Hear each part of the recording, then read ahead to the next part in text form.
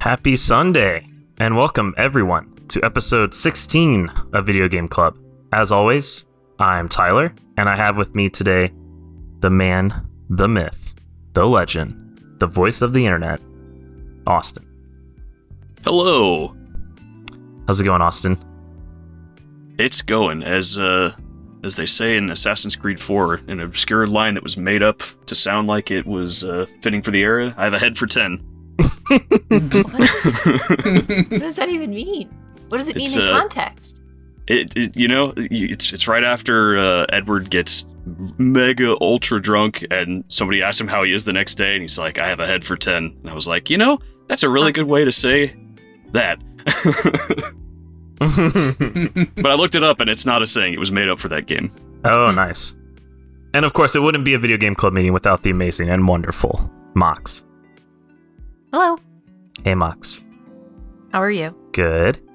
And today is a very special day because we have a special guest joining us from the deepest, darkest depths of the internet. Chris. Why do I have to be from the deep, dark depths? I know. Why? I don't know. It sounds like he's like crawling out of a little hole. That's just always how we introduce our guests by accident. It is, actually. I think every guest has been introduced that way. Because I'm not very creative. That's the answer. As I mentioned before, this is Video Game Club, where every 2 weeks we discuss a game voted on by our wonderful friends over in the Bombchu Discord and discuss the game right here on twitch.tv/BombchuTV. If you can't catch us live or have to dip, no problem. You can also find us on youtube.com. Just search Bombchu. You'll find us in there. So before we get started, what have y'all been playing? And Austin, this is not a time to talk about the new thing. That will come at the end. Okay. Is that my cue I'm to gonna start start with first? you. Okay. It is. I've been playing. What the heck have I been playing? Nothing. I guess I've been playing Cyber Shadow a lot on my Switch. I ended up picking that up over there on it's from Yacht Club Games. Published by Yacht Club Games, right? Yeah, published. Not published, developed. not developed. Yeah. Mm-hmm. It's got an amazing soundtrack. I want to say I'm getting close to like maybe halfway through, but it's really good so far. I heard that game is it's like a Ninja Gaiden right? Yeah, so I wouldn't quite put it up to where, at least from how far I've gotten, I wouldn't put it up to where like Shovel Knight is, but it's definitely it feels like it's from that NES era, and it's got just really great pixel art, and the controls feel really good. It's got some of the BS death stuff that you might find in a game like that, but the checkpoints are a lot more generous, and there's no life system that makes it feel not so awful. So, yeah. Okay. Mox, what have you been playing? Final Fantasy 14? Yes, but I am so excited because, okay, this is such a stupid story, but so you're allowed to like buy a little house that you could decorate with furniture, and and there's a limited number of houses, so in order to let everyone have a chance, they put like a demolition timer on it. So if you don't log into the game or check on your house every 45 days, they give the house away. Like you can go and buy it. And they had paused that timer during COVID to be nice for people who didn't have like money to get subscriptions, but they recently canceled it about like 50 days ago. So like 5 days ago, I got a house. It's so exciting. So that's what I've been doing, just decorating and gardening. Would you say the decorating is like on par with Animal Crossing, or? It's better, but I like Different? There's so many things in this game, whereas I like the more limited selection in Animal Crossing, but you don't, like, for example, you don't have to follow the grid, so you can just stack things on top of each other if you wanted. And like there's a bunch of cute little like people you could put in your house that are like looking at bookshelves or rugs and stuff, but I like how everything in Animal Crossing has the cutesy style, whereas there's like a bunch of different styles in this game. Okay. Chris, what have you been playing? I just recently picked up F1 2020 on sale, so I've been playing a little bit of that. Nice. Didn't you review, whenever those were in bundles, did you review them? Yeah, I did 2019 when it was in a bundle sometime last year. And then, yeah, like the dirt rally games I always do whenever they're in. And so you typically like those like sim racers? Yeah, that's one of my favorite genres. Stuff like Gran Turismo and Forza Horizon, stuff like that. Gotcha. Awesome. I've been playing a lot of Yakuza, the newest one still. I got to like a really dark part of the game that involves a nursing home, and it was real sad. But I'm not going to talk about that anymore. I just wanted to say, Zella the Hedgehog, thank you so much for the follow. Now, we're not here to talk about all those other games. We're here to talk about Furi. But before we go on, the games for this episode were suggested by Chris and Austin, right? Yeah, so we were interested in getting Chris on the show, and so I figured we'd pick some games that would attract him. And You had to bribe him to come for the darkest place in the but internet. I wanted to. The initial picks were Dark Souls 1, 2, and 3. I had to talk him down from those because we got to be able to get through those games in a timely manner. Just gotta so get good. we worked up this list together. Yeah. Nice. And those games were Metal Gear Rising, Detroit Become Human, and Furi. And if you want us to discuss one of those other games, or you feel like we shouldn't be discussing Furi, please head over into the Bombchu Discord to make your voice heard. Now, Furi won the vote, so we're gonna jump into Furi. So, Furi is a action shoot 'em up boss rush game. It kind of has a lot of genres in it. I feel like that's even not like the best descriptor. But it was developed and published by The Game Bakers. They're based in France. And it was released on July 5th, 2016 on PC and PS4, coming later to Xbox One and even later on Switch. I didn't know this was on Switch, so that's really awesome. So what was going on in 2016? 2 games, I think, that we've played so far. One of them was the first episode to be put on YouTube, Firewatch, came out in 2016. And one is the very first episode of Video Game Club. That's a lost episode. Only the diehard fans will remember this one. Titanfall 2. That me and Austin played. Yeah, and we were playing multiplayer while we were talking about that, which was just like a terrible idea. But it is what it is. That sounds so fun to me. Mox. We need to do stuff like that. Fine, whatever. But also Persona 5, Uncharted 4, Inside, Dark Souls 3, Overwatch. So it was quite a banger year, 2016. We had some hardware as well. The PS4 Pro, the PS4 Slim, the Xbox One S, the HTC Vive, the Oculus Rift. I mean, this was like a pretty, big year for games. And Furi was developed in the Unity engine. And I think it's a, really good game for being in the Unity engine. So let's dive a bit into the history of the game. So before we jump into the game, let's talk about the dev a little bit. And publisher. So the Game Bakers. So they're a small studio based in France, like I mentioned before, formed by 2 ex-Ubisoft people. And they were founded on the phrase, "Make games as we cook, with lots of love." Which I think is really wholesome. What do you mean as? Oh, like in the same way, not like wild. Yeah, this is a direct translation, so, but yeah. They started with mobile games, jumped to consoles later. Their first release was called a mobile game called Squids. Has anyone here played that or heard of it? Heard of it. No. Nope. Okay. You've heard of it, Mox? Yeah, but it's like, it was like you said it and I was like, wait, what? And it like, there's some dark corner of my brain that it activated. Tell me more about it. Okay, I don't know more about it, but it did get sequels. And they also released another game on mobile called Combo Crew. Huh. But after that, they released Furi, which was actually their second console PC release. They had a Squid sequel that was on Wii U, Switch, and 3DS, I think, as well. But Furi was their second console release. And then their most recent release was Haven, which you guys may have heard of. No. No? I haven't. It was on Game Pass, and it had like a really big push during E3, at least in the summer of gaming on IGN. I remember seeing tons and tons of trailers for that game. It's like a co-op visual novel, right?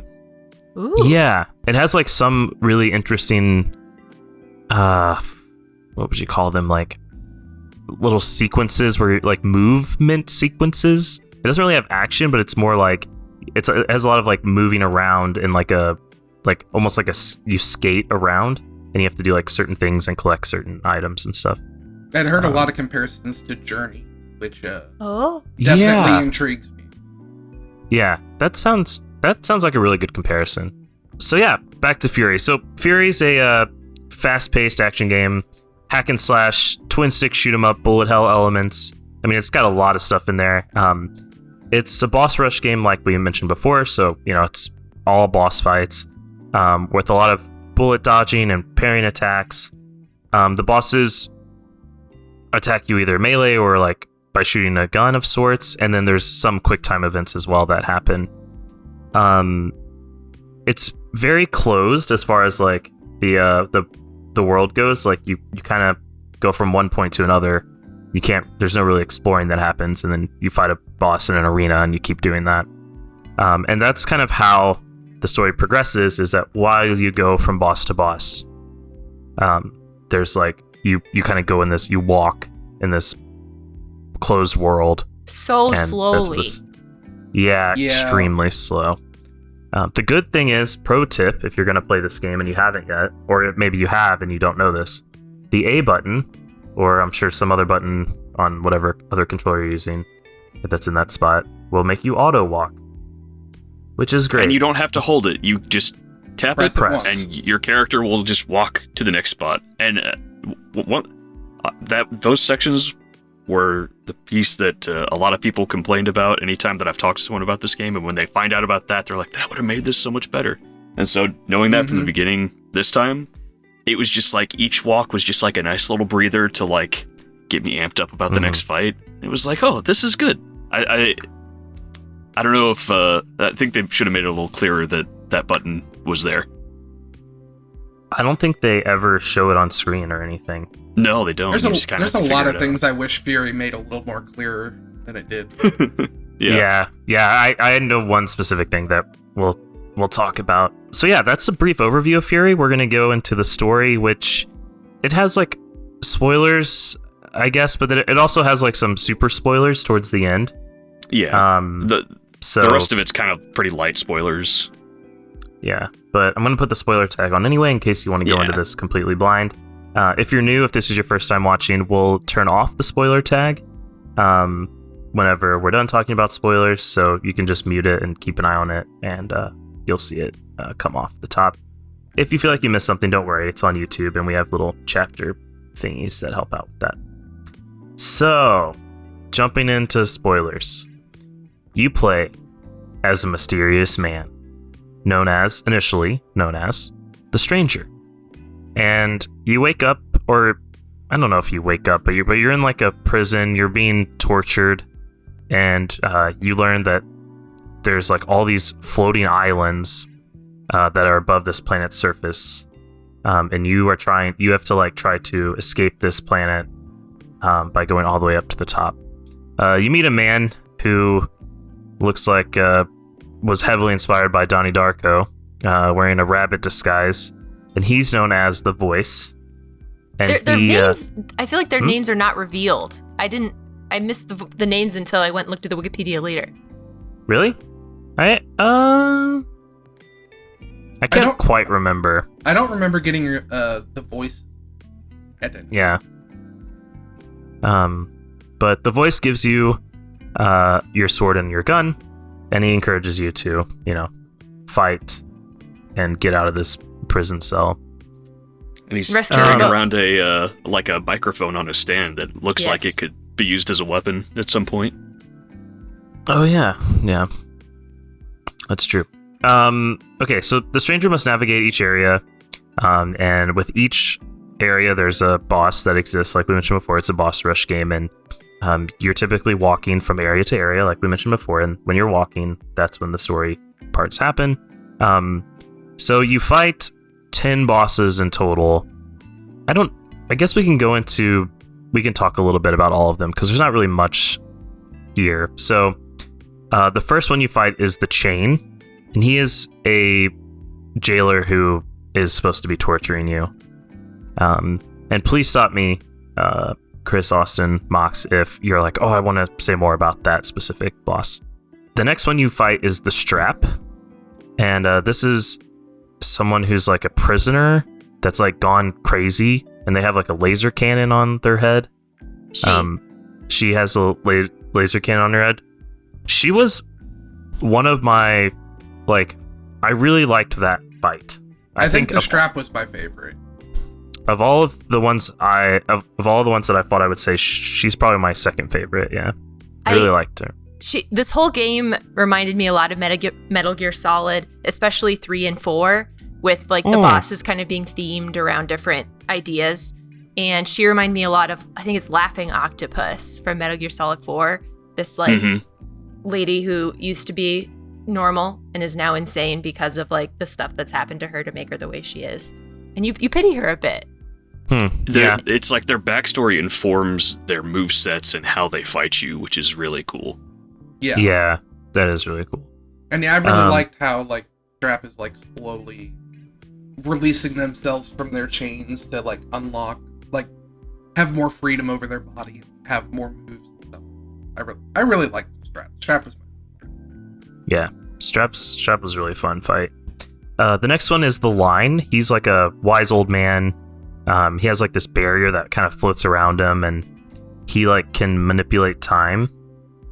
I liked him. He reminded me, again, I'm just going to go back to Metal Gear Solid. He reminded me of the end from Metal Gear Solid, where that's the sniper guy, but you can beat him, the end, by just turning off your console for several days, and then he dies of old age. But anyway, he's like telling you, like, you know, you need like what you need to do, but like while you're fighting him. And wait.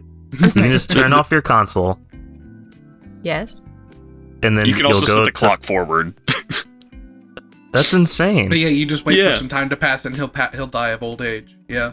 And that's assuming there's another part in the game where you can get the sniper early, and it like triggers a cutscene where he's brought out like in a wheelchair, and as the cutscene ends, he gets wheeled in, but you can shoot him right then, and that just ends that fight. So you don't even have the fight.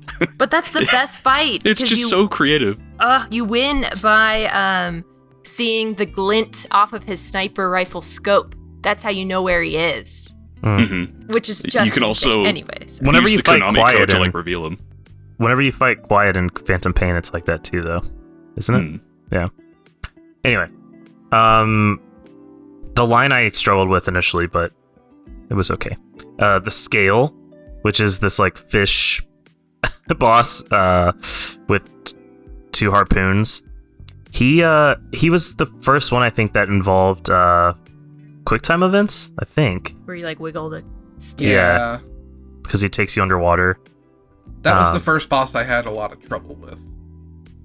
Yeah, that definitely that guy wasn't able. Yeah, that was kind of a testing ground to make sure that you were that you had what it took to get through the rest of the bullet hell stuff in the later game. Because at the end of that fight, when it starts doing the grid pattern and he starts sending all the other projectiles at you, it was tough. Yeah. He reminded me of the Fury or the Pain from Metal Gear Solid 3. Either like the guy who controls bugs, or the guy who's on fire. They're both just kind of like crazy because of, again, what's happened to them, but they're like really in your face about it. Then there's the Hand, which is a knight who was responsible for imprisoning you in the first place. What happens to his kid? Yeah, seriously. Who knows? That kid's just like an orphan for life. But that one was up to fight you in Fury 2. Yeah, maybe. It's hard to reason. That boss was just kind of like meh for me. It felt very underwhelming and easy when compared to the Scale. Yeah, the one right before. I agree. But batting the little sparkly, balls back and forth reminded me of the Phantom Ganon fight and the Ganondorf fight from Ocarina. And you can get like a ping pong achievement or whatever. It's cute. Yeah, I didn't know you could do that until later in the game. Oh. Yeah, because it doesn't really explain that to you. And then I saw Austin have an achievement in Steam, and I was like, oh, I can do that. But it was past that boss. I just ended up getting lucky and was able to dodge them. But that would have made that boss so much easier. Then we have the song, which is this like angelic woman who has 2 crossbows. I liked her bit. How she's like, well, we can end it now. You just have to stay. And I mean, I wish you could stay. You can. I mean, you can, but it doesn't end the game. You know what I'm saying? It does. It does. It does. That's an ending to the game. But the game doesn't want you to do that. It wants you to kill her. It's straight up like you can get credits by sitting there for long enough with her, and like that is a legitimate end to the game. The game wasn't built for you to do that. That's just an ending that you get, and then you're like, okay, I got that ending. Let me move on. I guess I just get annoyed. And they did it, I think it was Far Cry 4, where at the beginning they're like, hey, can you wait like 10 minutes? And then we'll come back and then we can talk about whatever you're here for.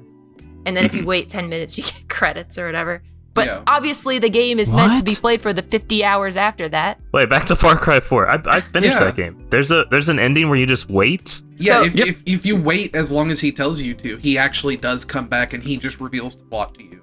And then takes you where you want to go, and then the game's over in like 20 minutes total.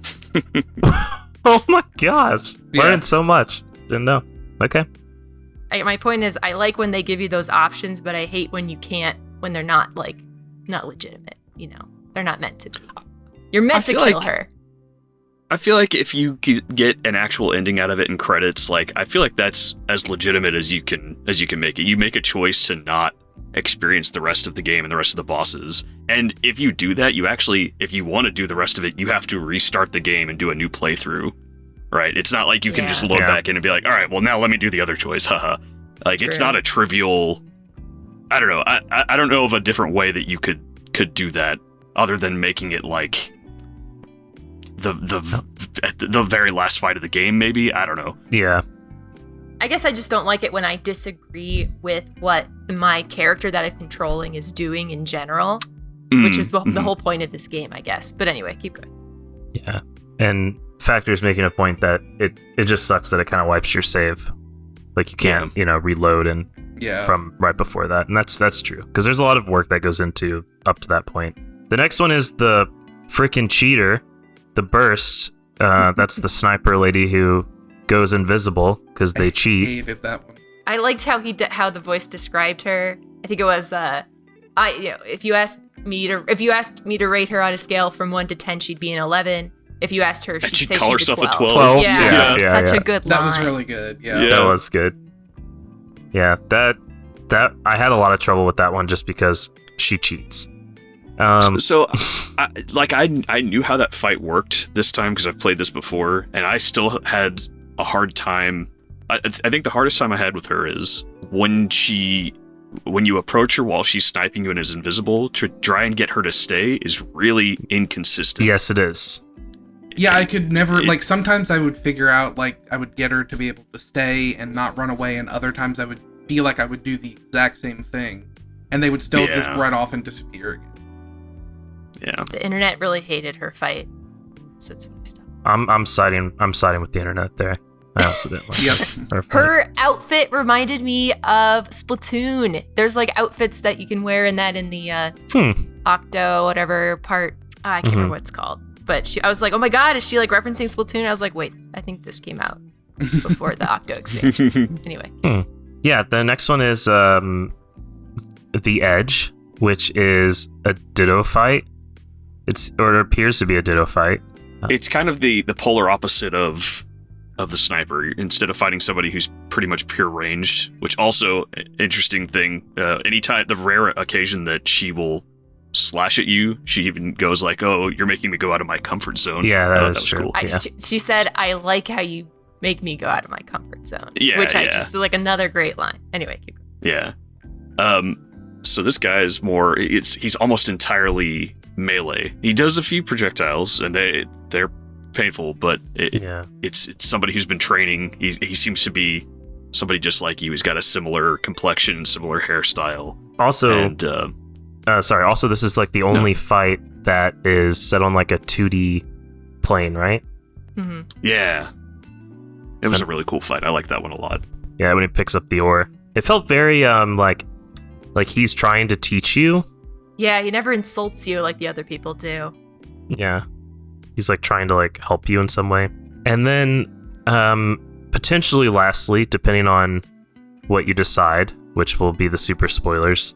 There's the Beat, who reminded me a lot of Mei from Overwatch. But also, oh god, the character's name is the one who skates around, who has sound. Lucio. Yes. Lucio. Yeah. But she's just like a young woman who's like trying to guard the final door, and I was kind of like let down by her fight.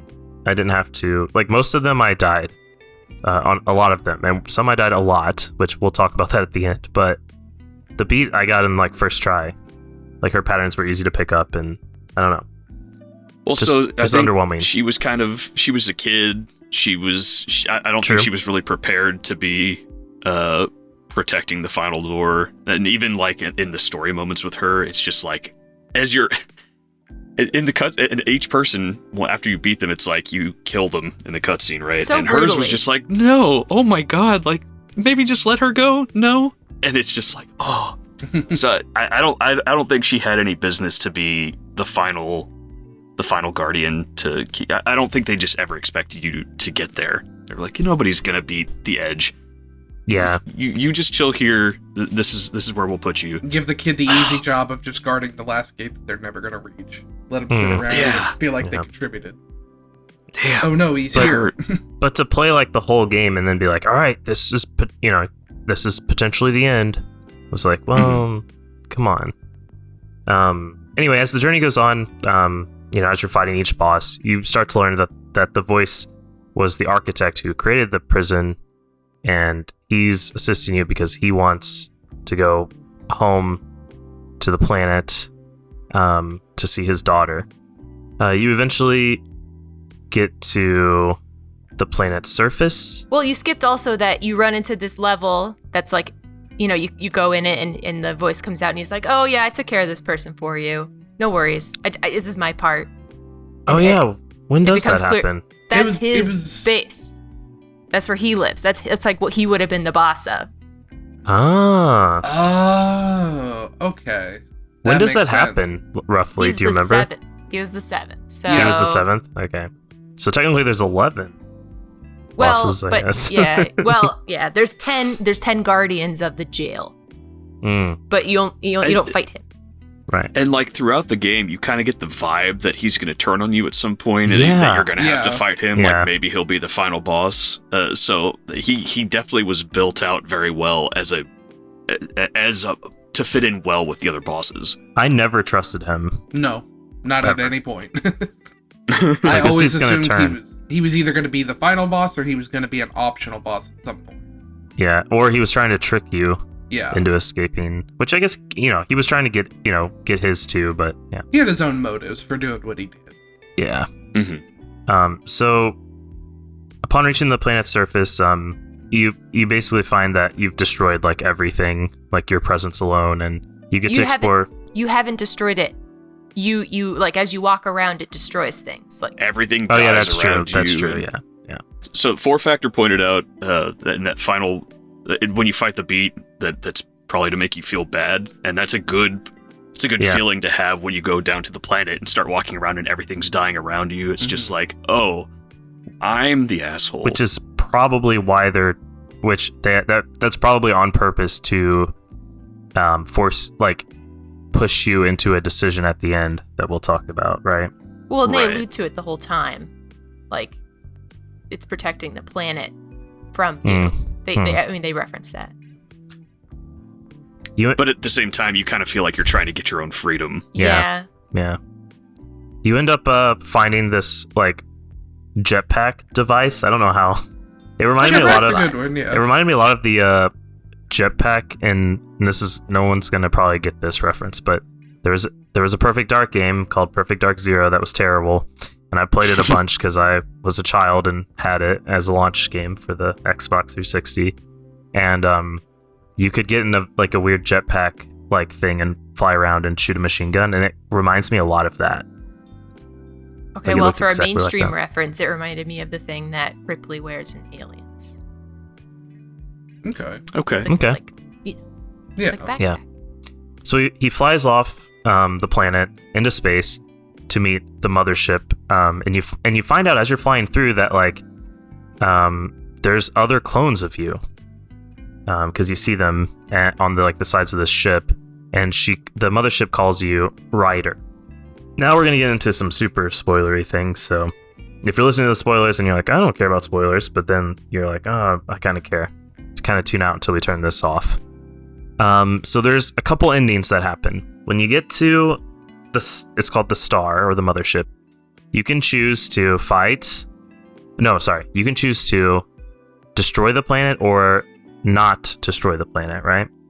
To fight against the mothership instead. And they don't use the word destroy, they use the word assimilate. It's assimilate, right. Yeah. And like the Borg.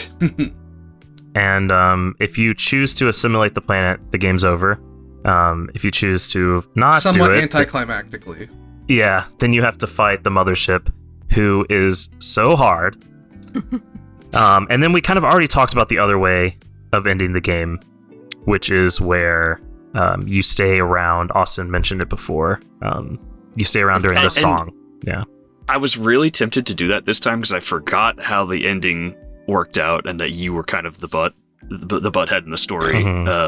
Up until this end point where it's like, oh wait, if I don't fight the mothership, they're just going to send somebody else down. So not knowing that, like if you just decide to stay with the song, it's peaceful in the short term, but in the long term, somebody else is going to come down and take out the planet. Yeah. Right. Unless they come to the same conclusion that hopefully you do to fight the mothership. Yeah. And that's essentially like the end of the game.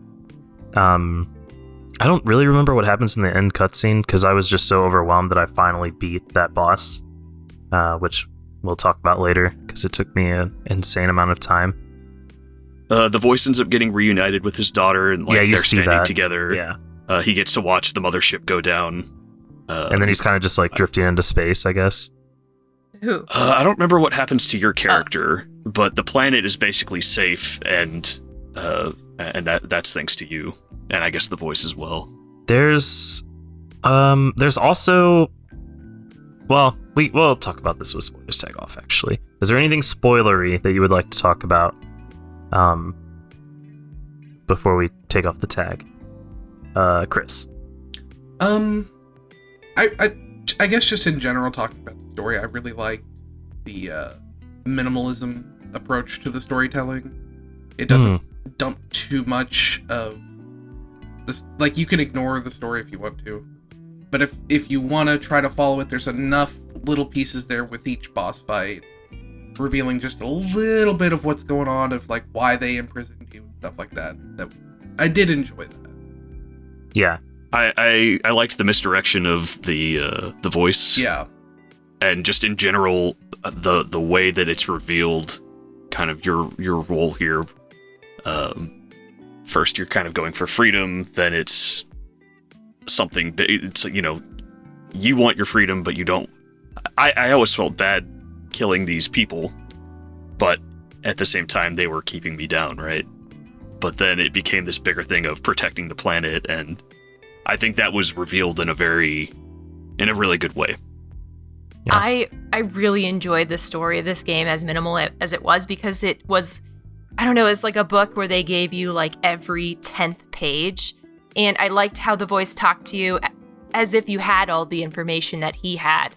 But so you can make a lot of assumptions, and I don't like games where they're like, oh, it's up to interpretation how it ends. And there's no interpretation in this, but you had to put like interpolate because they didn't give you all the information, but the interpolations weren't so like out there. So I really enjoyed the storytelling of this game, and it's the only thing I liked about this game. Yeah, story was great. Okay, so I'm gonna turn off the spoiler tag, so keep that in mind when sharing your opinions later on. Mm-hmm. All right. Okay, so now we're out of spoilers. Let's talk about the reception of the game. So it was received generally favorable reviews. They got mostly like 7s and 8s. There were like some 6s. We're not really sure like on sales though, because unfortunately they like haven't reported those officially, but they did make a Switch port, which I think is telling that it was probably a success. And that they were able to develop it on Switch. I don't and they have say, another game. I don't want to say easy, but isn't it not too difficult to bring a what is this game's engine? Oh my god, I just had a blank. Unity? Yeah, a Unity game to Switch because of the To Switch, you mean? Yes. It's a bit easier, yeah. But I'm not going to assume like I've never done that myself, so I don't know what challenges are involved in porting something. But Unity does claim like publish on all platforms, fairly easily. But whether or not there's some special little work that goes into that, I'm not sure. Well, I'm sure there's work. There's some cost to justify. Yeah, but I would like the difference between like bringing this to, I don't know, like a different, like console that doesn't have access to the same kind of, Unity engine versus bringing it to Switch. I don't know. Keep going. Like putting it on the GameCube. Yeah. Bring it to the GameCube. Bring it to the Wii U. Yeah, there we go. So yeah, that's the reception. And now for a little fun news section, which I started last episode, which is future development. So there was some DLC for this game called One More Fight. Did anybody play it here? I did not. I have that DLC, but I did not play. I didn't play it this time, but I have played it in the past, and I mixed it up with something else and thought that it was garbage, but it's a pretty good fight. Okay. Apparently there's a special cutscene that like only appears on the Xbox One version of that DLC. What? Which just seems so bizarre. That's an odd choice. What are the deets here? That's kind of all I have. I didn't dive deeper. Thanks for that. Yeah.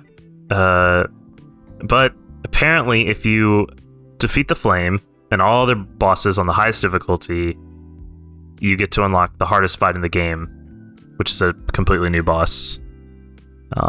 So yeah, if you're really into Furi and you want more of it, play the DLC. So it's not garbage, by the way, right, Austin? No, it's not. I was mixing it up with something else, which I wasn't able to find, but I didn't look for it super hard. There was like some prototype fight or something like that I think you could only play on Furier difficulty, and it was ultra hard anyways. And anyways, the One More Fight is good. I would recommend that. Okay, awesome. Now to get into our personal reviews, I'll go first. I struggled with this game quite a bit. I got super frustrated, and the end boss was super challenging for me. It took me like 7 hours to beat this game, compared to Austin, which took like 2.5 or something. What? I died a ton of times. I had to learn about things through Steam achievements, which was a bit frustrating. But besides that, I did really love the game, and whenever I did finish it, I felt so accomplished, and I didn't feel like I finished Furi. I felt like I beat it. Like I beat the game, and it felt really good. The music, the style, like the visuals, all of it was really, really good. I wish the bosses had more checkpoints, and there's probably a reason that they don't. Like, especially that last boss, I would have loved that the like a checkpoint for when I got past like a certain phase of it, because I would get all the way to like the second to last phase, and then I'd be like, all right, now I messed up. I'm learning, more ways of how to deal with it. Okay, let me go back, and I kept doing that over and over and over. The walking story parts were, okay. I'm glad you can auto walk, but overall, I would say 8 out of 10. I really liked it. It's great. So that's me. Mox, tell us your experience with this game. So I knew that this was just like a boss only game, and I don't know why it's called Boss Rush, as if it's like something more than just playing bosses. It's just fighting bosses. And like while I was growing up, I would play the puzzle, intermediate sections, and then I would hand the control over to my dad to make him fight the bosses. I just don't like boss fights, so this game was nothing to me. And I watched most of it because I was like, I'm not gonna play this. I don't play games that I don't like. But I really enjoyed the story. I like you said, I really like the art style.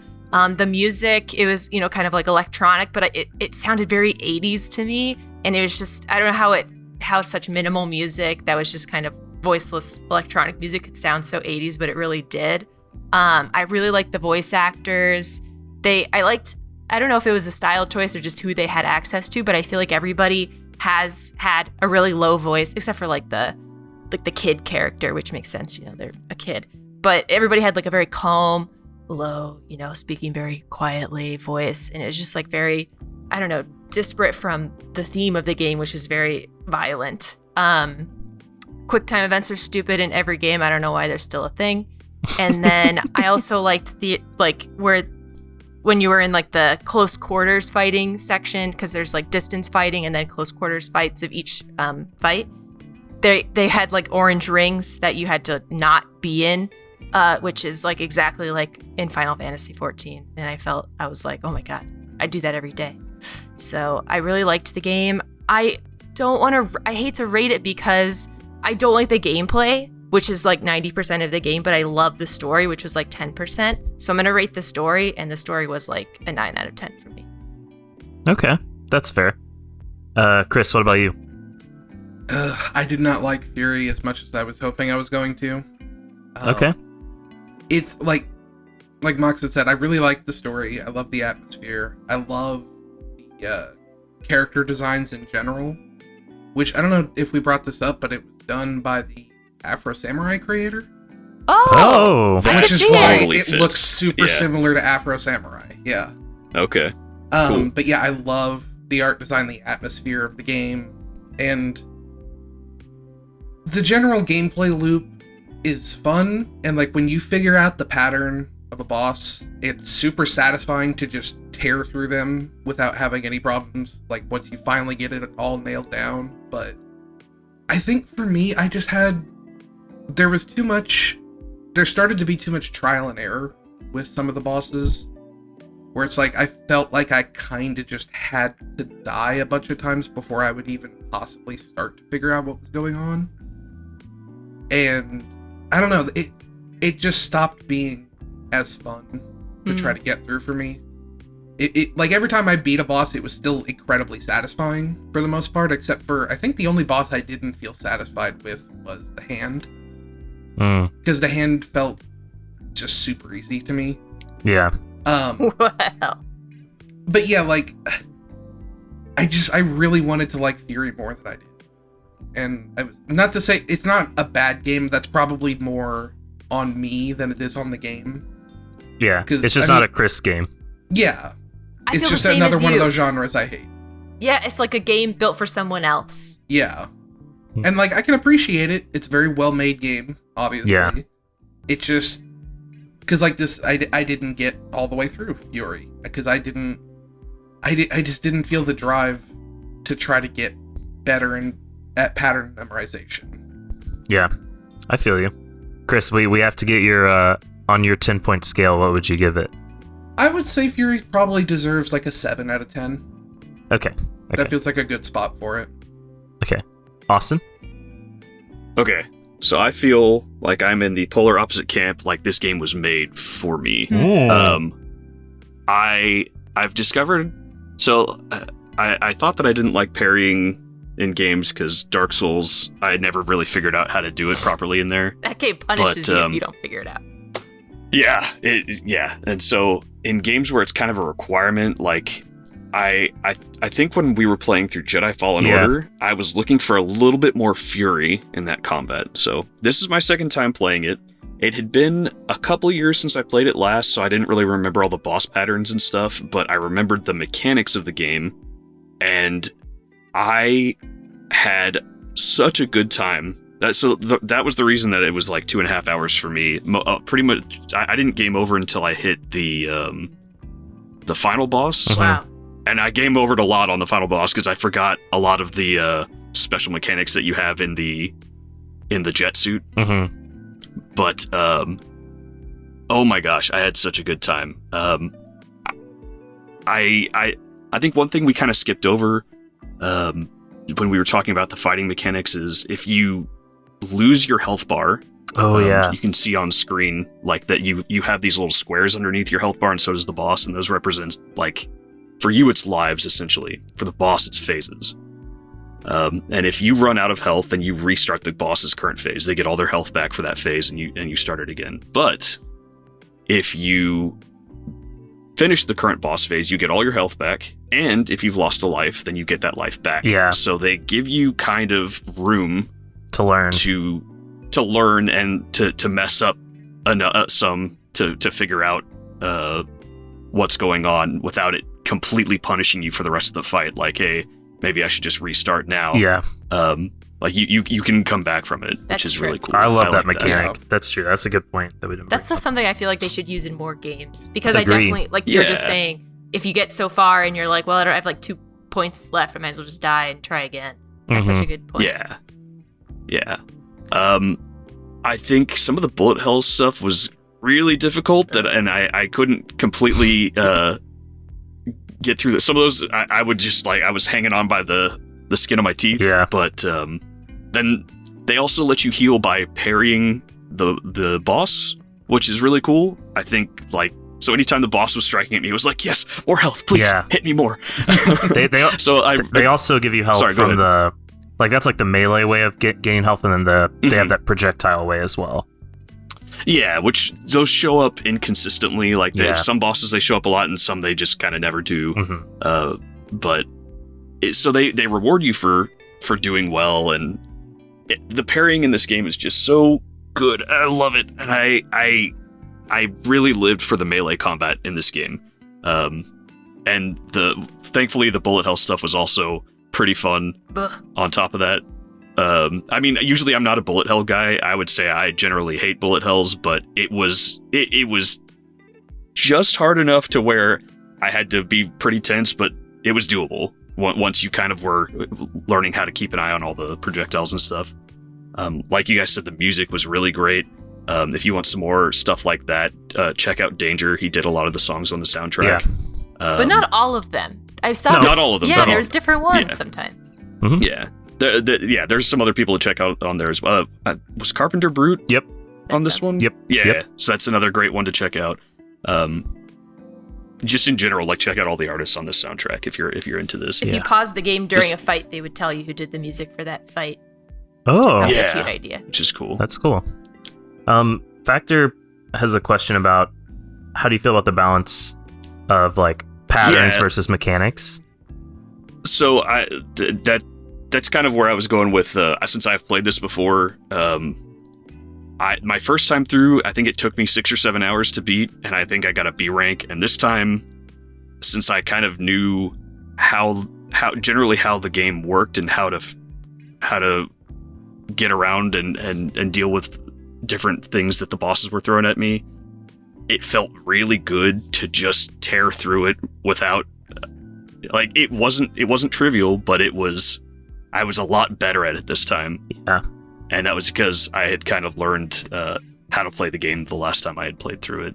So it feels really difficult the first time through, and once you've learned it, it's you know it's not trivial. It's still something to accomplish, but the fact that you can get that much better at it, and it's not this ultra daunting task, like it's a skill you've acquired, and it felt really good to be able to do that. Would you So have that's played? a really good question, Factor. Would you have played this game again if we hadn't selected it? Like, is it a game? I was gonna oh, That's a good sorry, go ahead. question. I was going to bring this up as a game for Game Club at some point. So if Chris hadn't brought it up, I was gonna put this as a Game Club game at some point. So, but like, would you have chosen this game from your library to say like, I'm feeling like a game today. Let's play Furi. Probably not for a while. I don't replay games nearly as much as I used to. Like, when I was a kid, I would find a game that I would just love, and I'd be like, it's Saturday, I'll play Star Fox today. And so I've got a lot more games to play now, so it's harder to justify replaying a game these days. But this didn't feel like time wasted to me. This was just a really good time, and especially now that I've seen I can beat it a lot faster. So I got an A rank this time. I got a B rank the previous playthrough, and my A rank I got S for time and hits, but I got an A rank on deaths, which I think I could do better if I had remembered how the final boss worked. And I'm tempted to go through and do like a full S rank run. I don't think I would ever do Furier mode.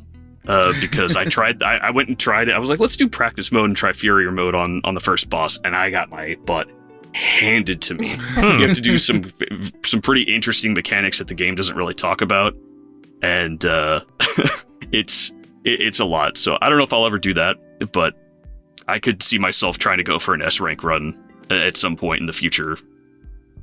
Okay. Hopefully sooner than later, so I can remember everything. But oh my god, I loved this game. I would give this a 9 out of 10. The only real downside that I would say is graphically there were some issues. Like, for example, anytime during the cutscenes, like your character's hair would always have kind of this weird. The frame rate didn't really match up with everything else that was going on. Yeah, little things like that.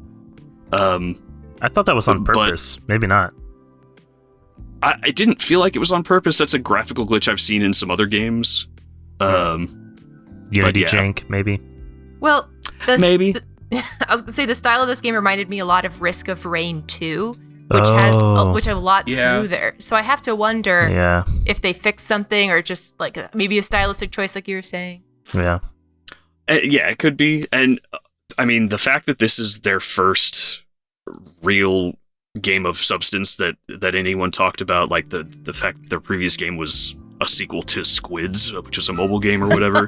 Like, I'm really impressed with how this game turned out. I would not have expected that from a developer with that history. Well, they also worked at Ubisoft before, right? So, they have some experience on AAA stuff.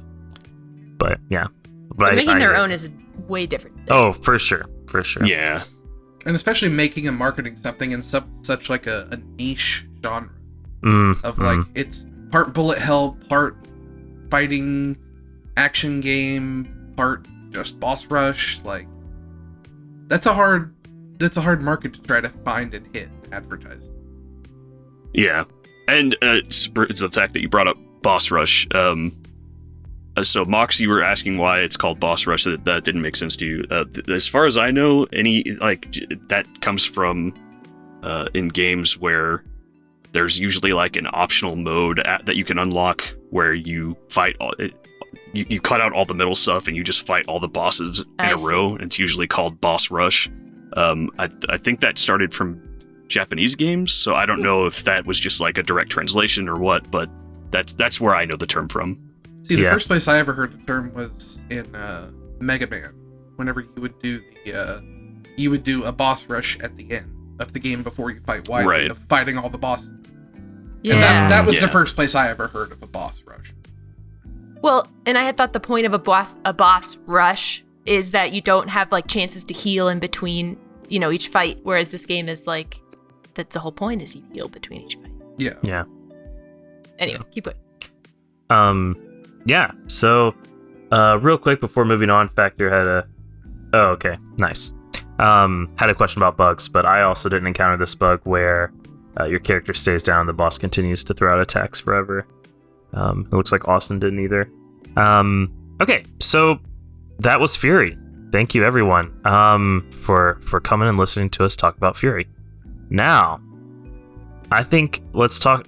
First, let's talk about what the next game will be. So, drum roll. Looking at the votes here. Ooh, very close. It is going to be Super Mario 3D Land. Yay! I've never played it. No groans. It's a good game. It's. What it's if it was a tie? I don't know. I don't even want to think about that. If it was a tie, we'd probably discount my vote if it were a tie. Yeah. Okay. Maybe. I was gonna say because my vote. Oh, what is going on? Someone just removed their vote from Mario 3D Land. Too late. It's too late. We are. Yeah. I was going to say because if I discount my vote, it brings it to a tie. And then your vote would, I guess, put Mario 3D Land ahead again. Oh. Yeah. I feel like we shouldn't be allowed to vote.